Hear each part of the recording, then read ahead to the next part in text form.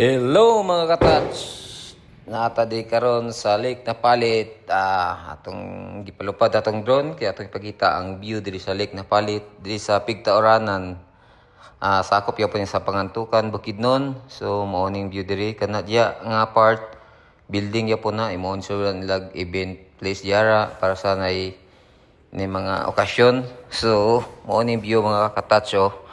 So hapon na karon medyo dili na kay maklaro nato ang view kay medyo dulom na gamay.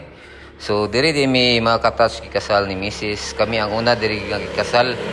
So mo ni ang view na mo diri katong gikasal mi yami sa may floating cottage. Ni mga floating cottage ya sa unahan no. Kita nimo diri sa may likuran na bahin. So mo o kato na mga cottage kato floating cottage kana diara. So diya mi gikasal sa akong Mrs. Gipalutaw lang na siya diya.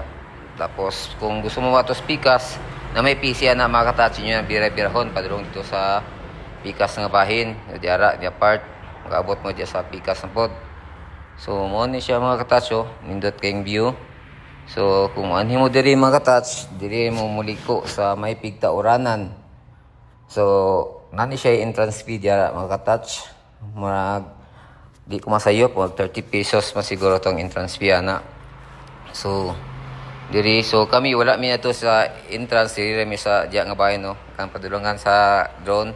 So diya ra mi nagpalupad kay wala may entrance fee diya kay diya naman mi nagkuan tambay sa akong mga gagaw ni Mrs. nga mga bata. So yan hiri mi diri kay magpalupad lang gyud kay gusto sa mga bata makaanhin na po di sa Lake Napalit kay tao-tao to sila wala ka ni diri. So mo to siya narami diya katong diya naglingkod sa media.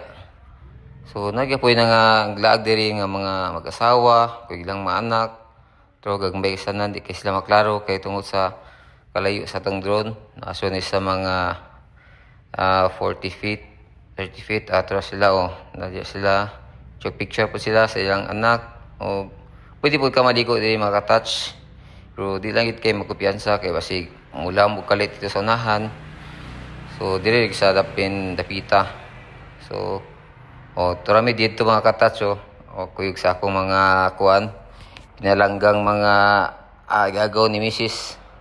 mga bata turami katats So para to mga katats kay marag hapon na mo pauli na pud mi karon. So kailangan na ako ni patugpang atong drone kay basig pangita na tani. So marami mga katats ako na ipatug pa mga katats. So salamat sa inyong pagtanaw sa aning video. God bless sa inyong tanan o padayon lang giapunta sa atong kinabuhi. Daghang salamat mga katats. God bless sa inyong tanan.